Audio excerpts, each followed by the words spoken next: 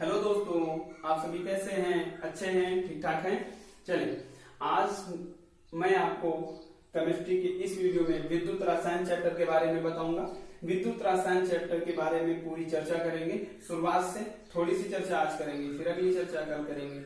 ऐसे 6-7 वीडियो में आपका पूरा चैप्टर कंप्लीट हो जाएगा। ओके दोस्तों, तो मैं देवेंद्र चंद पांडे और आपका प्यारा सा चैनल देवेंद्र चंद क्लासेस। अगर आप चैनल पर पहली बार विजिट कर रहे हैं तो चैनल को सब्सक्राइब करें और बेल आइकन जरूर दबाएं। ओके गाइस, चलो होता क्या है, इसके लिए कोई भी रिएक्शन होती है, कोई भी ऑक्सीकरण और अपचयन अभिक्रिया होती है, तो उसमें होता क्या है दोस्तों? उसमें किसी एक तत्व का क्या होता है? ऑक्सीकरण। किसी एक सब्सटेंस का क्या होता है? ऑक्सीकरण होता है। और किसी एक सब्सटेंस का क्या होता है? अपचयन होता है। ठीक है ना? अब ऑक्सीकरण का मतलब क्या होता है? ध्यान रहे, ऑक्सीकरण का मतलब क्या होता है कि ऑक्सीजन जुड़ जाए, क्या हो जाए? ऑक्सीजन जुड़ जाए, हाइड्रोजन निकल जाए, क्या हो जाए? हाइड्रोजन निकल जाए। और आपका अपचयन का मतलब क्या होता है? हाइड्रोजन जुड़ जाए, ऑक्सीजन निकल जाए। और ऑक्सीकरण संख्या का मतलब क्या होता है? ऑक्सीकरण का मतलब एक चीज और भी ध्यान रखेंगे कि ऑक्सीकरण में क्या होता है? ऑक्सीकरण संख्या क्या होती है? बढ़ती है। क्या होती है? बढ़ती है। और अपचयन में क्या होती है? ऑक्सीकरण संख्या क्या होती है दोस्तों? घट जाती है। ठीक है, अपचयन में क्या होता है? ऑक्सीकरण संख्या घट जाती है और ऑक्सीकरण में क्या होता है? ऑक्सीकरण संख्या बढ़ जाती है। समझ में आई बात? चलिए बात कर ऑक्सीकरण अपचयन अभिक्रिया। ठीक है ना? ऑक्सीकरण अपचयन अभिक्रिया, oxidation reduction reaction. Oxidation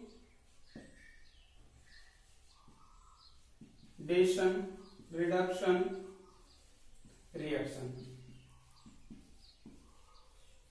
oxidation reduction reactions का मीन होता है कि आपका क्या हो जाए?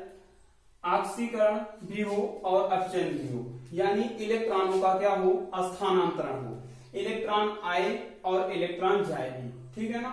अगर इलेक्ट्रॉन आ रहा है और इलेक्ट्रॉन जा रहा है तो क्या होगा? वो आपका ऑक्सीकरण अपचयन अभिक्रिया होगा। समझ में आ रही है बात? ऑक्सीकरण अपचयन अभिक्रिया का मतलब होता है इलेक्ट्रॉनों का स्थानांतरण। होता क्या है, ध्यान देंगे।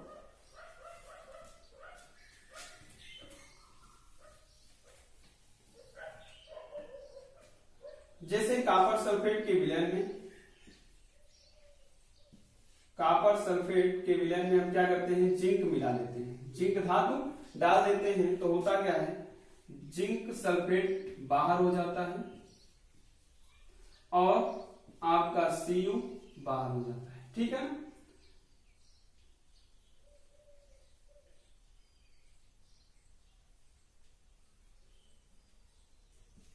ये +2 हो गया और यहां पर Cu+2 था, ये आपका घट गया। ठीक है ना? Cu की ऑक्सीकरण संख्या में क्या हुई है? कमी आई है। कितने कमी आई है? 2 इलेक्ट्रॉनों की कमी आई है। +2 की, किसकी? +2 की क्या है? इसमें कमी है। ठीक है, 2 की कमी हो रही है, यानी ऑक्सीकरण संख्या में कितनी कमी हो रही है? 2 की कमी। और Zn की ऑक्सीकरण संख्या में इसमें क्या हो रही है? 2 की वृद्धि। ठीक है ना? 2 की क्या हो रही है? वृद्धि हो रही है। ठीक है ना? तो 2 की इसमें वृद्धि हो रही है और 2 की इसमें कमी हो रही है। ठीक, तो आपका जो जिंक है, जिंक का क्या हो रहा है? ऑक्सीकरण हो रहा है। और कॉपर सल्फेट विलयन में कॉपर का क्या हो रहा है? आपका अपचयन हो रहा है। क्या हो रहा है? कॉपर का अपचयन हो रहा है और जिंक का ऑक्सीकरण हो रहा है। ध्यान रहे दोस्तों, जिसका ऑक्सीकरण होगा वो अपचायक होगा, जिसका ऑक्सीकरण होगा वो अपचायक होगा, जिसका अपचयन होगा वो आपका ऑक्सीकारक होगा। बात समझ में आई ना? कोई दिक्कत नहीं। चलिए लिख लें।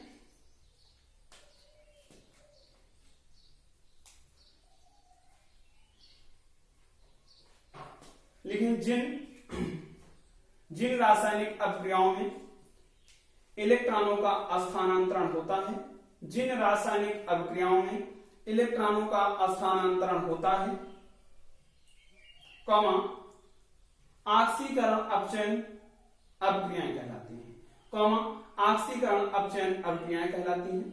समझ में आ रही है ना बात? इसमें क्या होता है, इलेक्ट्रॉनों का स्थानांतरण, 2 इलेक्ट्रॉन इधर गए तो ये ZnSO4 बन गया, इसमें 2 इलेक्ट्रॉन क्या हुए, कम हो गए तो Cu बन गया, ठीक है।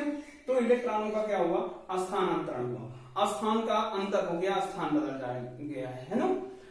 तो क्या उसी में लिखेंगे, जो इलेक्ट्रॉन देता है, जो इलेक्ट्रॉन देता है उसे अपचायक, उसे अपचायक, तथा जो इलेक्ट्रॉन ग्रहण करता है उसे ऑक्सीकारक कहते हैं, ठीक है ना। जो इलेक्ट्रॉन देता है उसे अपचायक, जो इलेक्ट्रॉन क्या कर रहा है, दे रहा है, उसे अपचायक कहते हैं, और जो इलेक्ट्रॉन क्या कर रहा है, ग्रहण कर रहा है, उसे ऑक्सीकारक कहते हैं। ध्यान रहे, ऑक्सीकरण के लिए, ऑक्सीकरण के लिए क्या होता है, ऑक्सीकरण संख्या बढ़ती है और संयोजकता इसकी घटती है। ऑक्सीकरण संख्या क्या होती है, बढ़ती है। ऑक्सीकरण अभिक्रिया देखें, किसी भी रासायनिक अभिक्रिया में 2 अभिक्रियाएं होती हैं, एक होती है अर्ध ऑक्सीकरण अभिक्रिया, एक होती है अर्ध अपचयन अभिक्रिया, ठीक है ना। तो क्या होता है, ऑक्सीकरण संख्या में बढ़ना होता है, ऑक्सीकरण संख्या में वृद्धि, ऑक्सीकरण होता है। क्या होता है, ये कैसी अभिक्रिया होती है, ऑक्सीकरण अभिक्रिया। और अपचयन अभिक्रिया कैसी अभिक्रिया, ऑक्सीकरण संख्या में क्या होता है, कमी आना। क्या होता है, ऑक्सीकरण संख्या में कमी आना आपका क्या है, अपचयन है। ऑक्सीकरण संख्या में कमी आना, समझ में आ रही ना बात। ऑक्सीकरण संख्या में क्या होता है, कमी आना, आपका कैसी अभिक्रिया है, अपचयन अभिक्रिया है। बात समझ में आई। चलिए आगे बात करेंगे, हेडिंग कर लेंगे।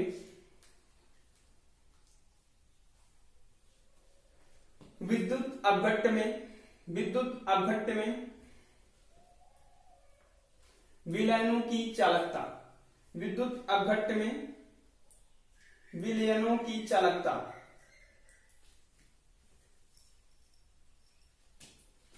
विद्युत अपघट्ट में विलयनों की चालकता means that conductance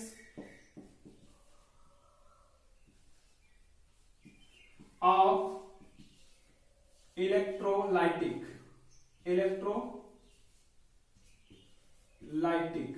ठीक है, कंडक्टेंस ऑफ इलेक्ट्रोलाइटिक सॉल्यूशंस, ठीक है ना, क्या सॉल्यूशंस, समझ में आ रही बात। विद्युत अपघट्टों की विलयनों में चालकता, ठीक है, विद्युत अपघट्टों की विलयनों में चालकता लिखेंगे, इसके अंतर्गत लिखें, विद्युत अपघट्ट गलित अथवा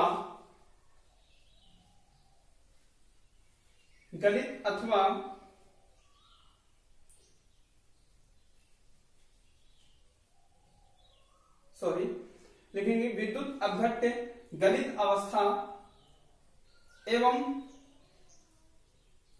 विलयन में, विद्युत अपघट्ट गलित अवस्था एवं विलयन में, विद्युत अपघट्ट गलित अवस्था एवं विलयन में धारा का संचालन करते हैं, धारा का संचालन करते हैं यानी उसमें धारा प्रवाहित करते हैं, ठीक है। उसी में आगे लिखेंगे, धारा का संचालन करते हैं, आगे लिखें, विद्युत अपघट्ट के विलयनों, विद्युत अपघट्ट के विलयनों की चालकता उनके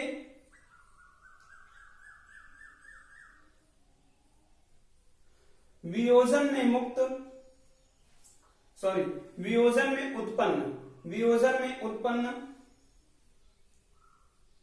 मुक्त आयनों के, वियोजन में उत्पन्न मुक्त आयनों के उपस्थिति के कारण होती है, वियोजन में उत्पन्न मुक्त आयनों के उपस्थिति के कारण होती है।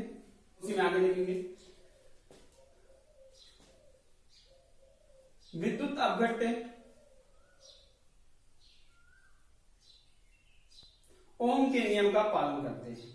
विद्युत अपघट्य ओम के नियम का धातुओं के जैसे, ऐसे लिखेंगे। विद्युत अपघट्य धात्विक सदृश चालक पदार्थ, धात्विक सदृश यानी धातुओं के जैसे, किसके जैसे? धात्विक सदृश विद्युत अपघट्य धात्विक सदृश चालक की भांति ओम के नियम का पालन करते हैं। ओम के नियम का पालन करते हैं, इसके लिए लिखेंगे I = E upon R, I = E upon R लिख लेंगे। जहां पर I है धारा, E है विद्युत वाहक बल और R क्या है? प्रतिरोध है। ठीक है ना, समझ में आ रही है बात? चलेंगे इसी में लिखेंगे, पैराग्राफ चेंज करके नीचे नई लाइन से लिखें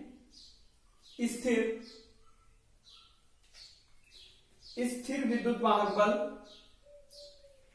स्थिर विद्युत वाहक बल ये है स्थिर, कांस्टेंट कर लिया मैंने इसको, E हो गया कांस्टेंट। ठीक है ना, तो I क्या हो गया? 1 upon R, I = 1 upon R। यही जो आपका होगा, ये जो धारा प्रवाह है, यही आपका क्या कहलाएगा? G कहलाएगा। क्या कहलाएगा? G = 1 अपॉन R हो जाएगा। क्या हो जाएगा? G = 1 upon R। समझ में आ रही है बात?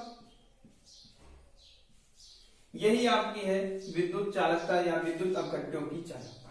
ठीक है ना, क्या लिखें स्थिर विद्युत वाहक बल पर, स्थिर विद्युत वाहक बल पर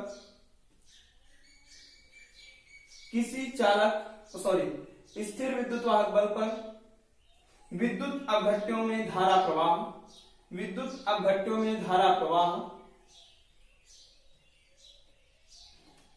प्रतिरोध के व्युत्क्रमानुपाती होता है।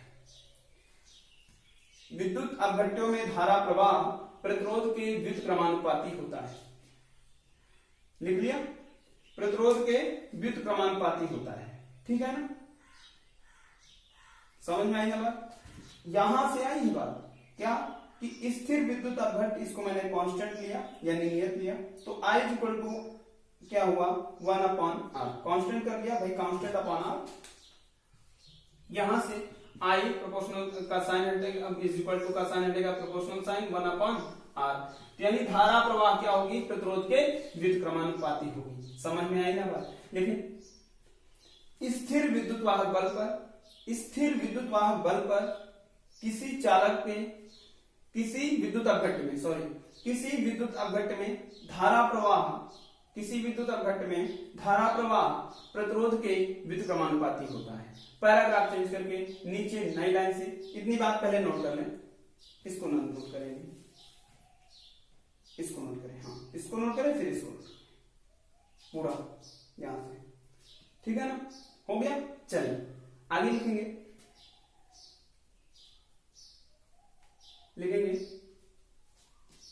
चालक के प्रतिरोध R, चालक के प्रतिरोध R का व्युत्क्रम,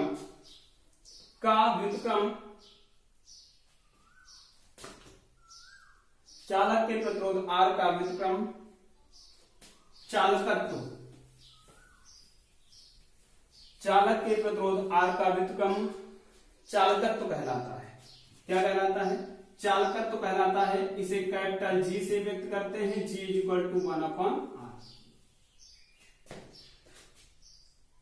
G = 1 अपॉन R। ठीक है ना, इसका जो मात्रक होता है, मात्रक इसका ओम इनवर्स या म्यू होता है। ठीक है, क्या होता है? म्यू होता है। इसे ओम, इसे महो। ठीक है, या इसे सीमेंस भी बोलते हैं, सीमेंस या सीमेंज। क्लियर? समझ में आएगा? कोई दिक्कत? चलिए नेक्स्ट स्टडी करेंगे, थोड़ा सा इसी में और समझें। होता क्या है, जो किसी चालक का प्रतिरोध होता है, चालक का प्रतिरोध निम्न बातों पर निर्भर करता है। चालक का प्रतिरोध निम्न बातों पर निर्भर करता है। किन किन बातों पर निर्भर करता है? निम्न बातों पर निर्भर करता है। किस पर? उसके क्रॉस सेक्शन एरिया और उसकी लेंथ पर, बातों पर निर्भर करता है। निर्भर करता है। जो प्रतिरोध होता है ना, R is directly proportional to length of the conductor, ठीक है। और R is inversely directly proportional to cross section area of the conductor. Cross section area of the conductor यानी चालक के अनुप्रस्थ काट के क्षेत्रफल के व्युत्क्रमानुपाती होता है और चालक के लंबाई के क्या होता है? अनुक्रमानुपाती होता है। बात समझ में आई? R है प्रोपोर्शनल का साइन हटेगा, एक कांस्टेंट वैल्यू आएगी, यहां से रो आएगी और L आएगा और A आएगा, ठीक है। R is equal to rho L upon A लिखेंगे, जहां रो अनुपातिक नियतांक है, अनुपातिक नियतांक है चालक पदार्थ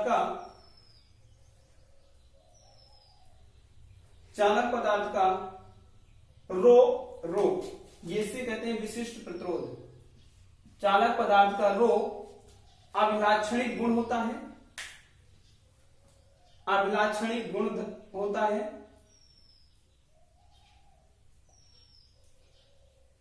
जिसे दिए हुए चालक पदार्थ का विशिष्ट प्रतिरोध या प्रतिरोधकता कहते हैं। जिसे दिए हुए चालक पदार्थ का विशिष्ट प्रतिरोध या प्रतिरोधकता कहते हैं। बात समझ में आई ना? चलो, इसका मात्रक जो होता है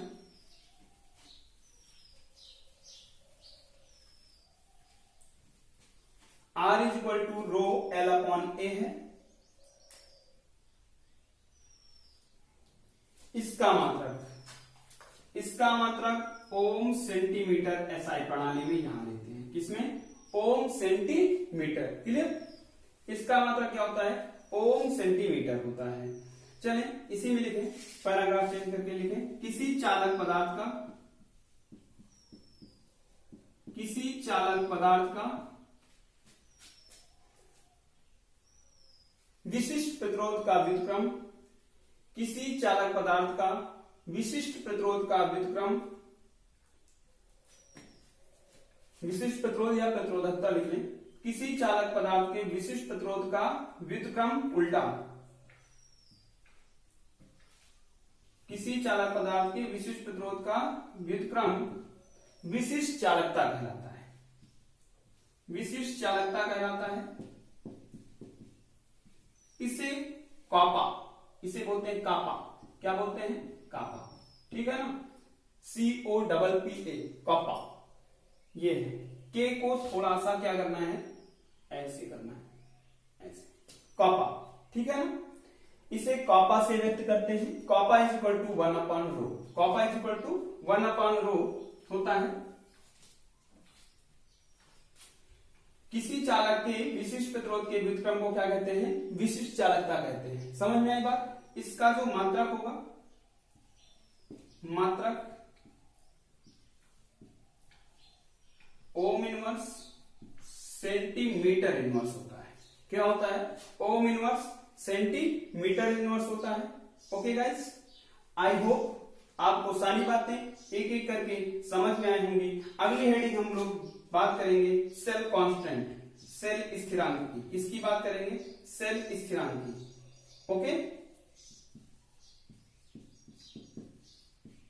आई होप आपको सारी बातें समझ में आई होंगी। एक एक करके आपको पॉइंट टू पॉइंट क्लियर हुआ होगा। तो दोस्तों, अगर वीडियो आपको पसंद आया है तो वीडियो को लाइक करें और चैनल को सब्सक्राइब करें, ताकि आपको इसी प्रकार के वीडियो मिलते रहें और आपका पूरा सिलेबस कंप्लीट हो सके। Okay guys, all the best, bye bye, see you, take care. पढ़ते रहें।